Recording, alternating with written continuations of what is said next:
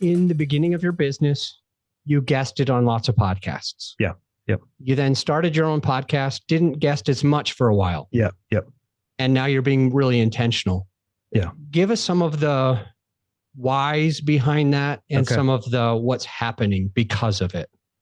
I think initially I was just we started the business, had the website, and then I started getting requests to be on podcasts. And I was actually confused why. I was like, why do you want me on your podcast? So seriously, we were just like, cool. Somebody asked us to, let's do it. So I just started doing it. And it would it be you and your wife at the same time? No, it was just me mostly because, because back then, once again, my wife would have no interest. So it was just me doing it. And it was like, I was the face of the business, So it was just like people were calling, I was confused because typically they say, in order to be on the podcast, you got to have this many subscribers. You got to have I don't have this gigantic email list. I don't have this. So I was actually confused why they were, but then they would talk to me and say, I really like what you have to say. I still want you on the podcast. So, okay, cool. So I didn't even know the point of being on it other than just for me personally, get the practice of it. So that's why when we started the podcast, the goal for me wasn't anymore to just be on people's podcasts. It now was to get experience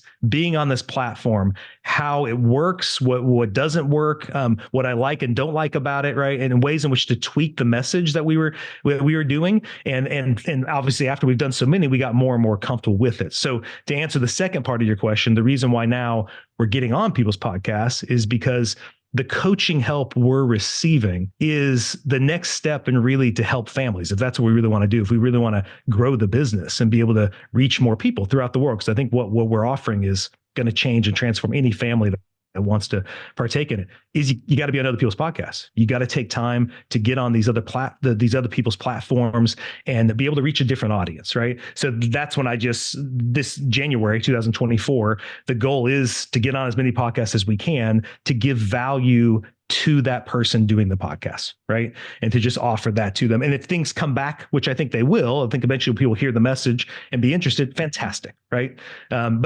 But really, I think if also, Adam, what blew up for us last October, we had a few reels on social media also really blow up and get up like 1.4 million. So at this point, we had like 4 reels that hit over 1 million views. And that also kind of expanded our thinking on how many people we could reach with this message. Because up until now, it was very local and maybe just within our state. But then all of a sudden we were realizing, wow, we could really reach people all over the world with this message. And can you serve people all over the world? Like with your coaching, is this something you can do virtually? Yeah, totally. Yes. So parents all over the world have always, of the past, I say 6 years, reached out to us specifically because they are wanting to stop yelling at their kids. They're realizing that the techniques they're using, the kind of techniques they were given many times by their parents who loved them and cared for them, but those techniques aren't working. Like those techniques are hurting their relationship with their kids, and their kids are pulling away and they're losing their connection with them. And so they'll find us. They'll just Google and reach out. I'm always surprised how they find us. But they'll find us. They'll start doing one-on-ones with me. And so I have kind of a process that I take them through, where we get a vision for the family and we start working towards creating that vision for them and their kids.